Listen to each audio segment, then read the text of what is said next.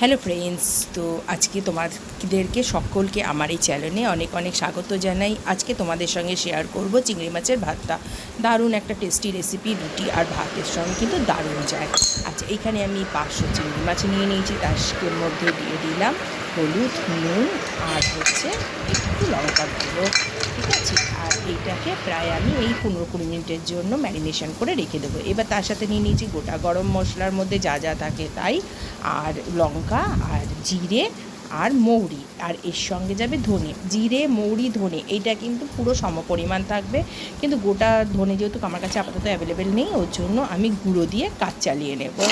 তো এবার সব কটাকে কিন্তু আমি শুকনো খোলায় ভালো করে কিন্তু নাড়াচাড়া করে নিচ্ছি, আবার যেন কালো না হয়ে যায়। একটু রঙটা হলে পরেই কিন্তু আমি এটা নামিয়ে দেবো।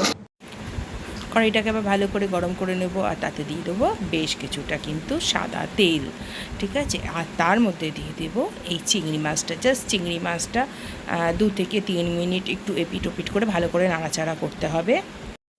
আর দেখো, এরকম কিন্তু চিংড়ি মাছের জল বেরোবে, হ্যাঁ। আর এই সমেতই কিন্তু আমাদেরকে নামিয়ে রেখে দেবো। চিংড়ি মাছ বেশি ভাজবো না, তাহলে একটুখানি শক্ত হয়ে যাবে। আচ্ছা, এর মধ্যে দিয়ে দিলাম দেখো বাটার, বেশ কিছুটা বাটার দিয়ে দিয়েছি, আর প্রচুর পরিমাণে পেঁয়াজ। এইখানে আমি প্রায় 3টে বড় বড় পেঁয়াজ ইউজ করেছি।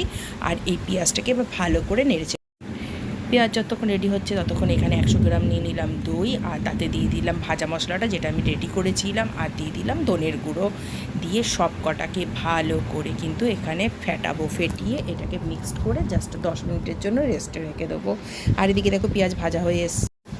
এবার এর মধ্যে দিয়ে দিলাম আদা রসুনের পেস্ট, আর দিয়ে দিলাম কাঁচা লঙ্কা কুচি।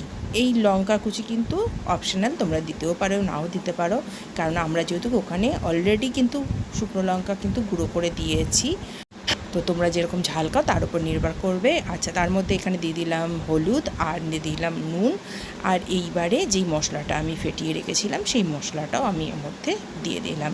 দিয়ে এবার ভালো করে এইটাকে মিক্সড করে ভালো করে কিন্তু নাড়াচাড়া করতে হবে। তো এবার এর মধ্যে দিয়ে দিলাম লাল লঙ্কার গুঁড়ো। লাল লঙ্কা বলতে এটা কাশ্মীরি লঙ্কার গুঁড়ো, অবশ্যই জাস্ট কালারটা হওয়ার জন্য, আর কিছুর জন্য নয়। তো এখানে দেখো আমি কিন্তু মশলাটা কিন্তু খুব ভালো করে কষিয়ে নিয়েছি। এরপরে দিয়ে দিলাম চিংড়ি মাছগুলো, দিয়ে আবার ভালো করে নাড়াচাড়া করব।